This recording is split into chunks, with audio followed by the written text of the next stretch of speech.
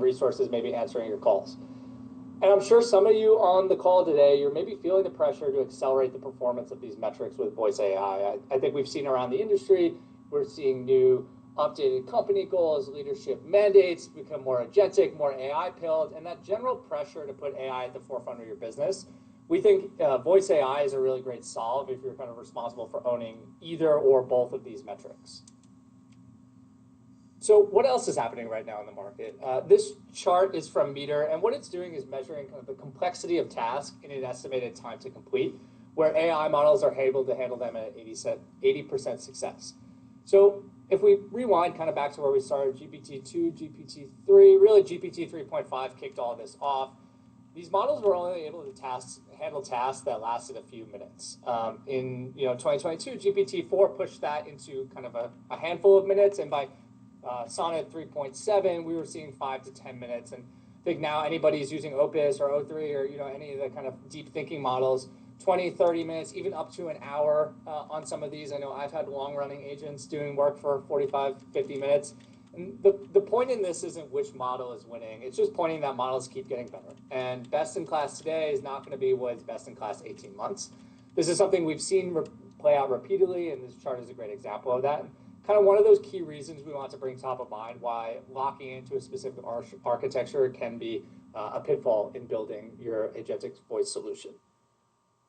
Now, just one more chart. I think I promised the last chart for today. This is Grand View's research on enterprise LLM market forecast. And the number that I kind of want you to focus on here is that 41.6 billion by 2033.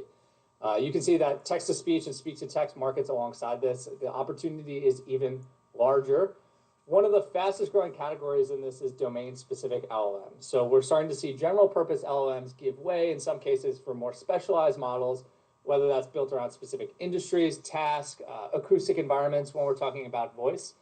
And again, that pattern is playing out at every layer, not just LLMs, but voice-specific text-to-speech for naturalistic language, medical and legal ASR trained on domain vocabulary. As this whole area expands, we start to see things that are more and more specialized, and in some cases may make sense for your use case. So this pattern isn't new either, right? I think if we look back to kind of this cloud boom, AWS launches, opens the floodgate, everybody's thinking about building cloud. Within a few years, there's 100 cloud providers, big and small. You start to get providers building on top of that, where you get things like Heroku and DigitalOcean. And then by 2012, 2013, 14, everything is like totally cloud native before a rapid consolidation, which leaves kind of a couple players, right? So I'm sure most of you are building on either an AWS, Azure, GCP, or some other tool that's built directly on top of those. The survivors here weren't the most feature-rich vertical solutions. They were those that had the most flexible open infrastructure.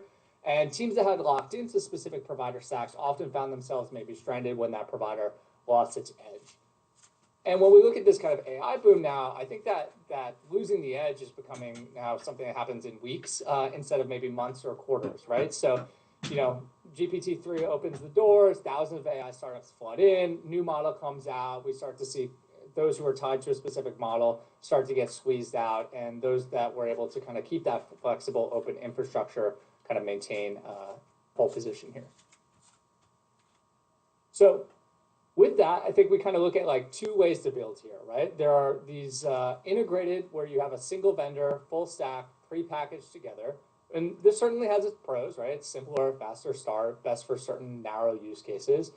And then you have that kind of best in class at each layer, right? Something that's flexible, composable, future-proof for those more complex, evolving, or multi-use case deployments. And with that, I want to kind of jump into the discussion topic for today is like, how should I be thinking about using my voice stack, right?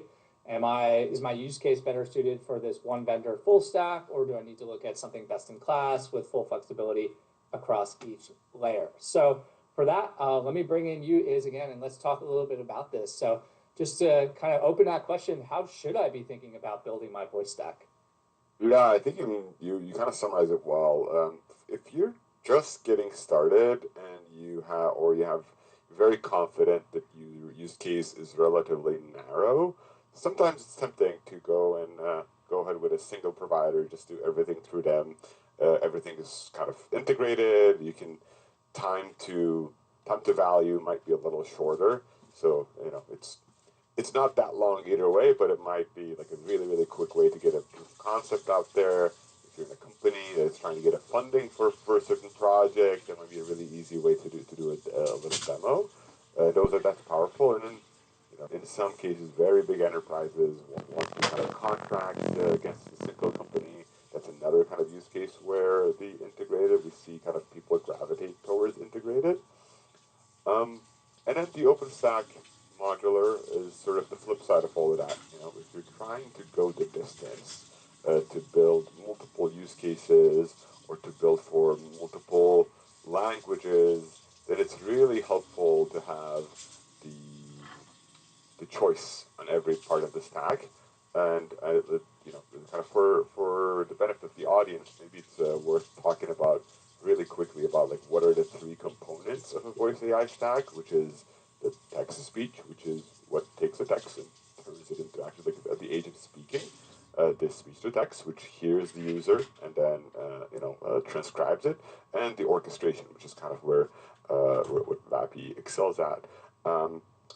And in each one of those, there are sometimes different best of classes dependent on the usage. So if you're thinking about going the distance and building the absolute best thing out there for your users and having the flexibility to change things down the line, then modular OpenStack winds up being better. Totally. And I know maybe some folks on the call don't have an idea of if they're going to be able to go the distance or where they're going. Or, sometimes you start with something really small and want to scale into it. I think this discussion is still super relevant for that because as you start building, you hit gold with a proof of concept. Like you said, you're starting to pitch investors. This does start to hit some ceilings with this, kind of single solution. And you'll need to start thinking at least through your roadmap, what does your kind of future infrastructure look like as you, do continue to go and scale that up.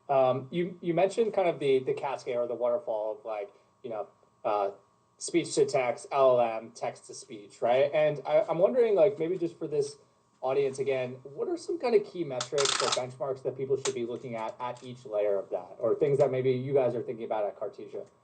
Yeah, for sure. So for SDT, I mean, the king is the word error rate, right? And it's just making sure that you're transcribing everything correctly. On LLM, I mean, we have absolutely so many benchmarks, and I think that's the thing that varies most. Actually, between different use cases, you can use different models, different prompting strategies are good for different things. I would encourage everyone on the LLM to create their own evals to do that as opposed to taking like a basic benchmark. And then text to speech is again you can look at word error rate, but actually the king of the hill there is what's called MOS, mean opinion score, which is you look at between two different MOS or head-to-head store. Those are, we find it also to be incredibly helpful to just compare one voice to another. And then of course, like the thing that matters to us at Cartesia, and I think the VAPI also, is the latency. Because no matter how natural your voice sounds, if it takes 3 seconds to respond, it's not gonna respond well. So the end-to-end latency, what's called a voice-to-voice and kind of like round-trip latency is what matters most, and it is dependent on all these components. If your speech-to-text doesn't do turn-taking well, you're gonna see it in end-to-end latency. If your text-to-speech is like slow and you're gonna see that in latency. And yeah, like those benchmarks are tracked. We see. What are the benchmarks that you're kind of like looking at when you're evaluating different providers, Nick? Yeah, I think you nailed a lot of them, right? We use a lot of the general ones, but the biggest to me is like how this all fits together. And you mentioned it, we had kind of talked a little bit before we got on today around like this kind of advertised latency and then observed latency. So one thing that we look at really closely is like, yes, this provider or your chain of providers may at P50 operate with this latency, but at production scale, you're really worried about that P99, right? You want to make sure that any single user is not having a turn that takes 10 seconds or 5 seconds or even 2 or 3 seconds to complete too. So I'm curious with that, like kind of how do you battle test some of your models to make sure that the advertised and observed latency are kind of as close as possible? Yeah, it's a great question. As they say, in theory and practice are the same. In practice they're different. Everybody comes out with their sort of P50 latency, and which has to do, oftentimes it's kind of these cars where they get their emissions get evaluated in a very certain setting, Yeah. and then in real life, like it ends up being a graph, right? Like a graph of latency that the people observe, and we stress test our models. So for us, it's not just an endeavor in modeling, which is of course part of it, but a really deep endeavor in inference engineering. We track it like really really closely in production. What are the EP99s, etc. That's what we want to deliver on, and we hear it, like we hear how bad the customer experience winds up being if the P99 goes to like some crazy number. It's like a, one way to look at this is like if the latency is above a certain threshold, call it 3-4 seconds. It's as if like the agent has dropped. Like the experience is so abysmal. It's like as if the agent has dropped. So we really think about that deeply, and as part equally important part as all the like Moss metrics or WER metrics, etc. Like the latency is part of the product. Yeah, and I'm curious, besides latency, like when we talk about that being a problem or an issue that gets exacerbated at scale, like what are some of the kind of other ceilings that folks may hit? You're in a single provider, you're ready to scale to 1 million calls a month. Like kind of what are some of the concerns that you hear come up from your customers in that situation? Yeah, I mean, there are definitely there are quite a few. Sometimes people start and they find that like okay, the one component of the whole stack isn't working as well as they need. Like the speech to text isn't doing like medical transcription well enough, so they need a different solution. They want to go to a different provider. Sometimes we find that they want to use different languages, and they have the things that work well in English don't necessarily work well in like Spanish or in like in Vietnamese, right? And you can't. It is actually surprisingly difficult to evaluate a provider on how good their certain language is. So people, especially smaller companies, they don't like they're not going to go ahead and benchmark all 42 languages for hallucinations.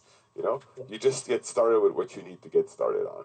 So that's where kind of thinking 2 steps ahead and retaining optionality for yourself winds being helpful, because as opposed to like if you're a big company, then you might have time like an RFP process. You might have like 6 months to evaluate end to end every single vendor. When you're just getting started as a startup, you do not have that luxury. So that's where optionality being matter. But like I'm actually curious, kind of for you guys, like what do you see where people come and be like, oh, like I thought I was going to be able to go to the distance with this platform, and then they're like all of a sudden they find something that doesn't really work. Yeah, I think one thing is it's kind of like almost the flip side of what you said, where it's like at a startup scale, it's like okay to use the most intelligent model or like the most expensive model in some cases, whether it's LLM or voice too, right? And then like when you scale it at production, we see customers do testing and do evals, and in some cases they'll realize like actually we get similar conversions at a just slightly less powerful or maybe a less natural voice. And they play with a lot of these levers too. So I think one thing that's interesting is you're at your startup scale, you're doing a couple hundred calls a month, and the cost is not really a big problem.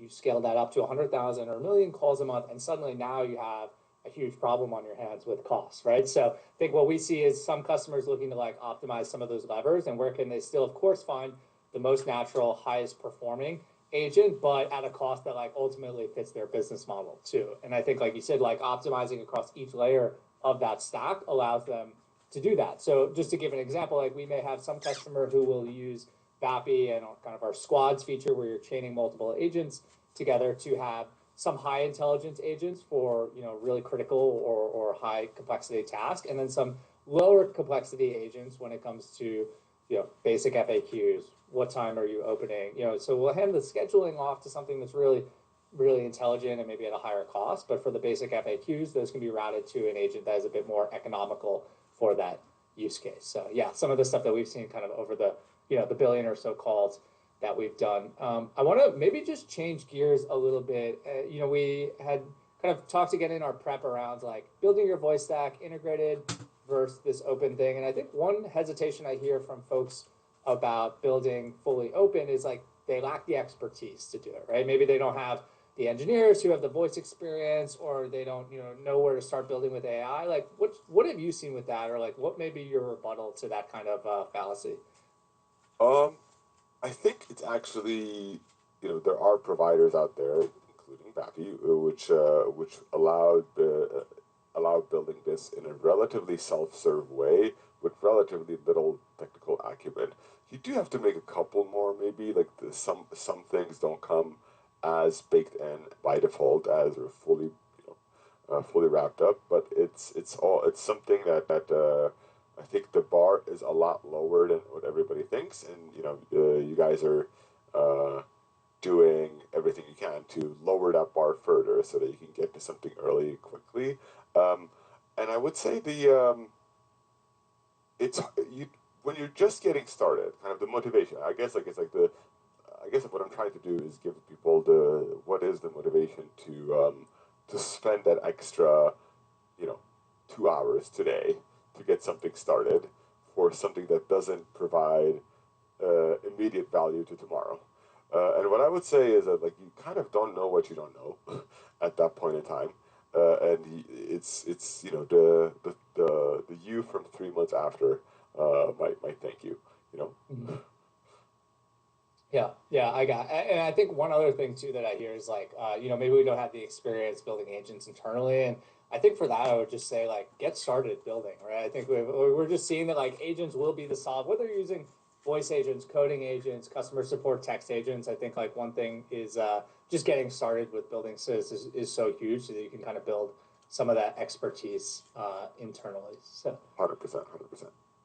cool. We've kind of talked about like differences in LLMs, and we talked about some of the description, but what about like the text to speech side of things? And we know that not all text to speech models are optimized necessarily for the same thing. Where do you see teams making the wrong or hesitating on model choice, and what does that like kind of end up costing them? Yeah, I think it's easy to get swayed by the benchmark. Sometimes people look at like there are different arenas out there, and people look at oh that's the best one, and they just like let me just use this, or that's the one that I've heard about. Let me just go ahead and use that one, which works fine at the beginning, but then there's all these other things that we've discussed. Well, what's the latency? What's the breadth of choice around voices? What is the stability? Somebody in chat mentioned like hallucinations. It's actually like especially if if you go to as you go to more esoteric languages or like more not even like super tail languages, but Portuguese. Yeah. As you're going to those, it's another thing to think about. Like, what is the multilingual performance? What again? Latency, multilingual performance, domain specific performance. How can you do the proper pronunciation across the domains? All are things that need to be kind of considered, and you of course you want to make an initial decision quickly and move forward, but it's we see people kind of come in to swap their TTS providers based on these things, and of course, as you mentioned, cost. What's good for a proof of concept and good to get you to like a seed or Series A. As you start scaling, Yeah. where the cogs don't matter as much. As you start scaling, you have to start thinking about, especially in longer running calls, like how much you want to be paying. Yeah, and you mentioned kind of the different languages there. Like, what are your guys' perspective on like different languages or like different models by language or using general purpose models? Like, how do you guys at Cartesia think about building support for language? Yeah, so we're very big on multilingual. We think kind of not just a lot of this industry ends up being very U.S. centric. We take a different kind of lens at the world. We know that there is 1.5 billion people in India who speak 22 different languages, and that's one one place we have affinity to, but just generally we find that these more tail languages, and they're only tail languages in sense that there aren't existing models. There's a ton of speakers around there. Yeah, We right. believe that they need to be served really, really well. What we find is that the performance of a model in one language provides very, very little guarantee in the performance of model in another language. So we are like you almost have to evaluate it as two separate models. So almost on every on every language, it needs its own evaluations and everything. And we find that it's quite hard to trust any provider really without you having evaluated it or without having like very Yeah. very deep track record. So that's it's it's hard news, but that's Yeah. the reality. Yeah, I mean, sometimes I look at this or I'll talk with customers and, it'll be a really challenging problem. And it's just, some of this is the reality of like the technology is still being figured out, right? And like, we've made these massive advancements in the last few years and like, maybe we expect too much of it sometimes. I think I go back and forth on this. Like, should I be expecting more from my model or less? But I think that some of it is just like we're figuring things out. Models keep getting better, but there's still a lot of like human evaluation or human review of like the inputs and outputs to these to make sure that at production you can get comfort over using it. And certainly, I know you guys have done that. And you've been championing like kind of having the right harness and having the right evals. Could you talk a little bit more around that? Like, what things maybe should we be evaluating for? What are like 2 to 3 must-haves before rolling this out? Yeah, I mean, in a world where the models change so quickly, it's important that you have like really good harnesses, both for production and for the evaluations. You want to get to a point where you see there's a new model that promises to be better. Like the ideal situation, we have some sophisticated customers who are at that level, where we'll tell them, "Hey, we have a new model. Give it a try." Within 24 hours, they ran the model. They know exactly if it's better or worse to their use case. They have a very tight metric on what that entails. Usually, it's kind of the containment rate or something like that, and they have a very tight answer, and that just allows them to be that much faster. If they have like a really really tight harness around all of this stuff. But yeah, Yeah. I mean, obviously, kind of the orchestration level is kind of a harness of its own. But I'm curious what you see from your side, and like Vapi also has like tools around Yeah. evaluating how well the calls went. Like, how do you see people use those tools to evaluate new models?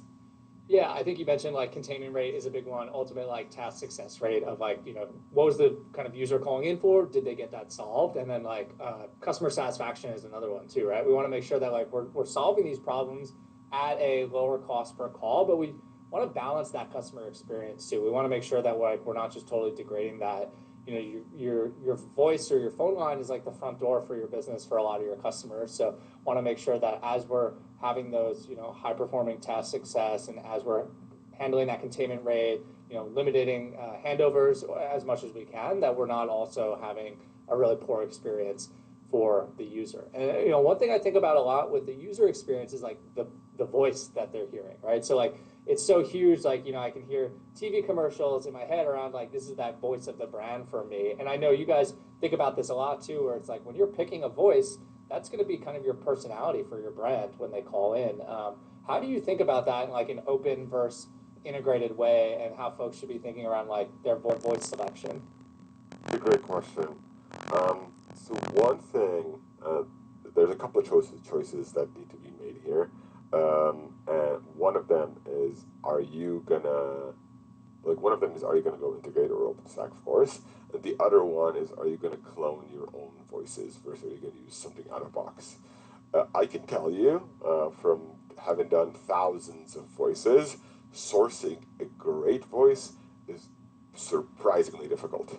You need to get the right voice actor, you need to get the right set of transcripts, you need to get them in the right setting, you need to record it, you need to test, you need to do post processing, etc. All of those things. It is something that, if you're like a big company, it's definitely something that you will have to do to kind of develop your identity around Yeah. it. If you're a smaller company, you usually want to get started from something that is out of box. And in that regime, like actually, it's quite a big of a commitment if you think about it. You put a voice, your stakeholders, be that your customers or somebody internal, are actually kind of they have they're bought into that voice. Besides everything else that you're doing, they're bought into that voice. And there are some platforms that their whole model is only is available in that platform. So you can end up being in a situation where the voice locks you into the platform, which is difficult. So those are things that are all to be considered. Do you want to clone your own voice, or do you want to use a prepackaged voice? Different considerations to each one of those. Sure. And like again, I'll use my TV commercial example. Like when they kill off the main speaker of a brand, you know what I mean? Like suddenly Jake from State Farm's gone. It's like, oh no, like well, where did my connection with the brand go? And I think the same thing can be said on voice. I want to just kind of get one or two more questions to you before we head over to Q&A. You mentioned voice cloning, and certainly like we've done some of that. We've done some of that with you. We've had some customers, or many customers, I guess I should say, do it kind of between the two of us. But like if I'm a customer or if I'm a brand right now and I want to like get started with voice cloning, like you mentioned specific transcript, finding the right voice, like what are some questions I should be asking, or how should I be getting prepared for that? Yeah, let me actually address the most common misconception Yeah. about it, because we think about kind of when you think about voice, people think about like, oh, like if I record 10 seconds of myself, that I can just kind of clone myself and speak in Mm-hmm. all different kind of situations.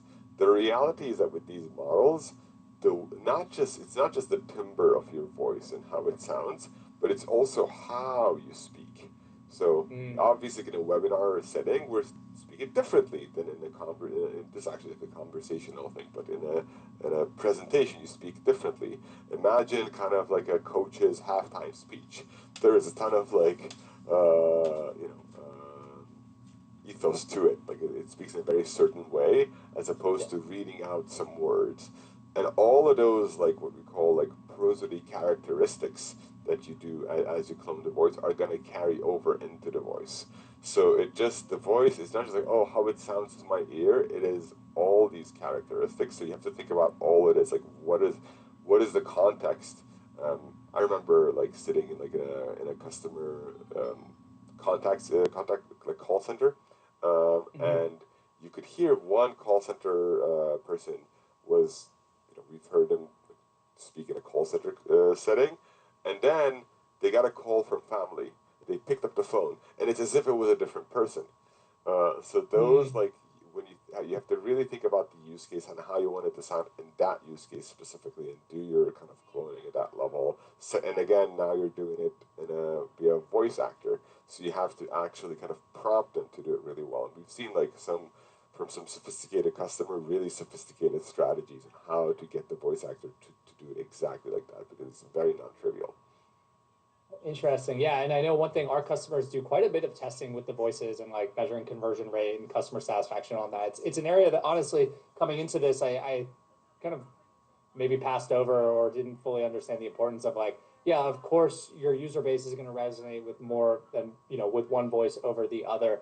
Is there anything you see from like voice selection by use case, or anything like when you're picking a voice maybe off the rack and not cloning that customers should think about, like male versus female, picking different accents, like kind of what works best, or is it just you have to test with your audience? Uh, Always best as the audience, I would say. We do see a gravitation towards female. Somebody in the chat mentioned that nailing the right, especially for female voices, it ends up being quite difficult. Kind of finding the right balance between assertive and kind of like helpful. It is a tough balance. Um, and yeah, like testing is a good idea. Like finding the set of candidates to test is always a good idea. One thing I would say is for people, rather than the biggest tip I can give here is like rather than speaking to it, they listening to it like a generation over generation, like playing the play button, actually set up an agent and talk to it. Just like on your way home, Yeah. set up if you were going to decide between A and B, just have like a 10-minute conversation with each one of them. We humans have our brains wired really, really well to have a conversation, as opposed to pressing a play button multiple times and coming up with random transcripts Yeah, and I think like you'll find kind of some of the nuance in that voice, not after the first snippet of like, generated text, but like as you're 6, 7 turns into the conversation. I want to 100%. turn it over to Q&A here in just 1 second, but before I do that, like anything on the Cartesia side is that you want to cover any, if I'm just jumping into Cartesia, kind of what should I maybe start building with, or where should I start looking? Yeah, I mean the Cartesia.ai, you can just get starting is free. You can take we've been experimenting with some cool stuff recently. You can always check our change log to see what we've been up to. We've been cooking for the last few months and have some exciting stuff down the pipe. Cool, cool. Excited to hear it. So let me turn over to the Q&A. And before I do that, I want to maybe just recap a bit of this discussion that we had today. So look, there is an honest case for like when an integrated stack is going to be better, right? I think it offers these pros of like an out-of-the-box solution, very few, if not only one vendor contract to manage. You can have extreme vertical depth with like your specific use case, but you then may end up locked into a specific vendor's either model roadmap or their own models. When there's one weakness in the layer, you try to like scale that out and you can't optimize the transcriber, or you can't swap in a multi-language, ASR. That may be a kind of signal for when it's time to upgrade into something that's a bit more open. Again, on that kind of modular side, I think some of the pros here, and this is kind of the VAPI Cartesia mix, is you're able to upgrade at any layer without having to migrate your entire stack. At each step of that cascade, again, the speech to text, LLM, text to speech, we offer that kind of best fit for each, and you're able to kind of optimize and fine tune some of those different layers. Bringing in new models as they ship, again, whenever it has something exciting in the changelog, it'll be there for you in VAPI. But of course, it comes with more vendors to coordinate, potentially a higher upfront architectural investment, but something that does offer a bit more durability and long lasting. So with that, let me turn it over to the Q&A. I've been trying to keep up with the questions here and monitoring them. Got a lot of exciting ones. Let me just take one look here. And I think the first one I'll talk about is the question around what role should I consider using VAPI in an OpenStack architecture? So great question. Again, when you think about VAPI, think about us as the plumbing and infrastructure behind that speech to text, LLM, and voice, right? So pulling in all the different models together and offering you levers to pull and test different ones within your single agent building experience. So the kind of plumbing and the connection between all of those different models, whether it's something from Cartesia or whether you're using an OpenAI or an Anthropic LLM or your transcriber of choice, making sure that you have a single place to pull all those in together and have the plumbing work. Question around, is Cartesia Sonic already built into the VAPI agents? Yes, so fully built in. I think, again, as I mentioned, Cartesia's been a kind of partner since day one of building in VAPI. So, I have hundreds of customers kind of building on top of Sonic 3 or any latest models that is in the team are cooking up there. But as I said, you can get started, bring in your API key, or just start using VAPI with that today. Just taking a look at some of the questions here. Yeah, so I mentioned VAPI squads earlier. So there's a question around explaining what VAPI squads are. What's the best model to use squads? So squads allows you to organize like a multi-agent architecture. So I think the example I mentioned is like you may have a call answering agent who routes to different agents based on specific tasks. In my example, again, before, you may want to optimize those agents for certain tasks and have kind of higher intelligence or higher powered models handle some more complex tasks that have a higher cost. But some easier tasks, FAQs, basic, what time is your business open, can be handled by like a lower cost model if these business economics are really important to you at the scale that you're operating in. Cool. Let me just pop over the question. It's flooded, so I'm trying to get you as many of them as I guess I can. Yeah, go ahead, jump in there. What does harness mean in this context?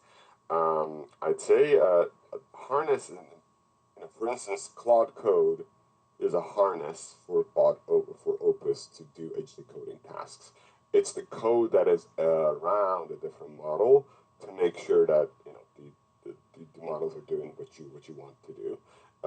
And people often talk about eval harness, which is like how can you take how do you have like a certain piece of code that takes just as an input the API key, the model ID, etc., and runs the entire eval on it, and you can kind of swap out the model. So it's any sort of environment where you can swap out different models, and so it's in some extent we call it like orchestration, but you can call the agent frameworks also are kind of agent harnesses. Yeah, great one. One thing I may have saw this in the chat, but we've of course talked about kind of the standard three-step voice pipeline. But what about speech to speech? What are you guys kind of seeing there from a model standpoint? Oh, you spoke to my heart. We really do believe in speech to speech as like the long term of where this is going. I think it's going to come actually sooner than we think. I had a prediction in a different fireside. It was that right now I would say like 95% of the voice agent calls are getting done over a cascade system. I think that's going to go by this time next year for sure. It's going to be more in the like 70% regime as opposed to like overwhelming thing. And I think it's going to be slowly at first and then all of a sudden. So that's kind of the future of it. Today, in contrast, we find that like it's incredibly difficult to get a control of the speech-to-speech system to actually deliver on the results that you need. And so we are like, again, it's a very, very small percentage.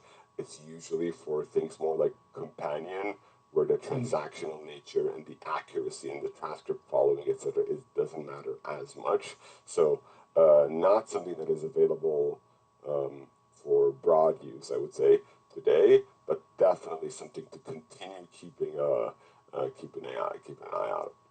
Yeah, that tracks with what we're into. And, we support some of the GPT real-time models. I think where it starts to fall apart in production is some of that tool calling. And, I say fall apart. These are still insane technological developments that we've had in this. So, it does feel like we're quite close to it. But I also think we have this view that, it will never be one or the other. It could probably live as a combination, right? And in certain cases, maybe you have one agent that answers the phone speech to speech, hands off to another, or another agent's doing the work in the background and bringing it over. So will be really interesting to see how this shakes out. There's one question maybe for you here is around Cartesia's sonic model is known for low latency. What's the practical flaw you're seeing in real production deployments, not just text to speech in isolation? What's the concrete what? Kind of like the real production deployments, like end to end. What are you seeing time there? I think this goes back to what we said around. Yeah. It's a multi-step process. It really depends on the agent harness. For people who have like a really, really tight thing configured, then it can go all the way down to like a 1 second, I would say, area, or even below. Like that's people who've done it like really, really tight. And of course, the latency envelope includes multiple things. A big part of it is actually turn taking on the STT side, which is something that we are thinking about as well. But yeah, like only of that like second, of that like 800 milliseconds, we try to contribute as little as possible to it. And on like kind of we on the P95, we try to stay under 150, etc. But yeah, like our P50s, like both on P50 and P99, we are the best of the class. So we're excited about and like we said before, it's all what happens in that full pipeline together too, right? So like that P95 is amazing, but if you've picked a frontier model for your LLM and have 6 tools being called with it, of course that is going to affect the perceived latency turn by turn. But I would say we regularly see customers with sub 1 second, sub 800 milliseconds using Sonic 3 and other providers as kind of the standard for turn latency. Let me just jump into, here's a great one. Is there any floor on latency like below when a human can hardly hear or perceive any difference? I know we have thoughts on this, but what do you see is around like at what point does latency just become like kind of irrelevant if it's I think we are, I would say for truly natural conversation, I think we are actually quite far from the floor. And so, like, I have two answers. Like, for natural conversation, we're actually quite far from the floor. The natural conversation, if you actually go and measure to people who are talking, what is the amount of like silence between their two speeches? It is 180 milliseconds on average, end to end. And doing things like backchanneling and whatnot. So, like, to get to truly pass the human Turing test, actually, it's quite a bit. If you want to, but if you look at it from like what's good enough, from like when does it come? When does the point come where people are not willing to engage with it? I think if you have a conversation with a competent voice agent, but it takes you 2 seconds to do the round trip, I think people are forgiving enough. And that's the state of play right now. What I also predict is that as the other voice agents become better, like it'll be a race essentially. As the others improve their voice agents and their latency, all of a sudden what was acceptable today is going to stop being acceptable from a customer standpoint. Yeah, and sometimes the benchmark is like how better is it at solving the problem versus a human, right? And if I'm on a call with a customer support agent and it takes me 15 minutes, I may not care if my agent does it in 3 minutes, but has a 1 or 2 second turn latency. Again, some of this is around like the actual human outcomes that you're driving and just how much better are those than what the status quo was before. So of course, like we see tons of customers optimizing and we want to optimize for that low latency, and that's the kind of where the bulk of our work is done too. But I think sometimes stepping out of us as builders and us as like technologists trying to optimize everything, sometimes just like getting it right is the most important thing. And I think, never want to lose sight of that either.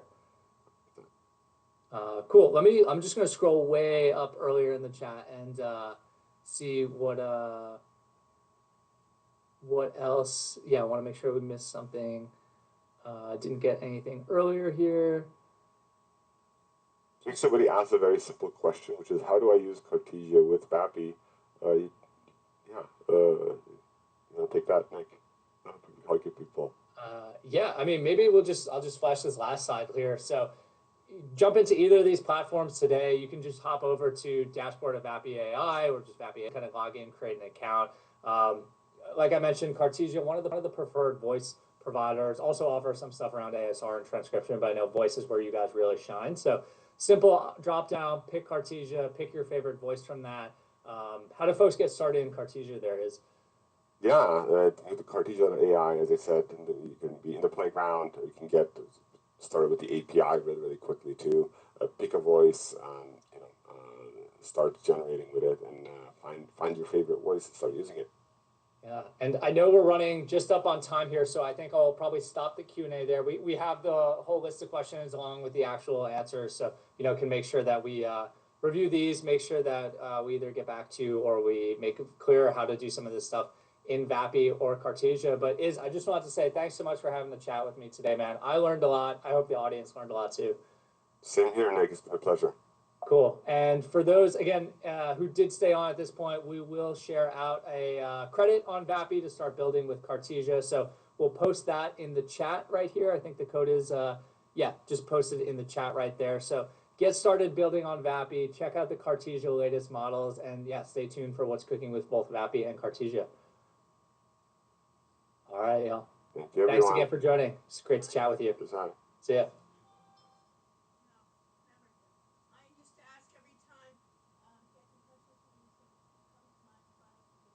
Recording.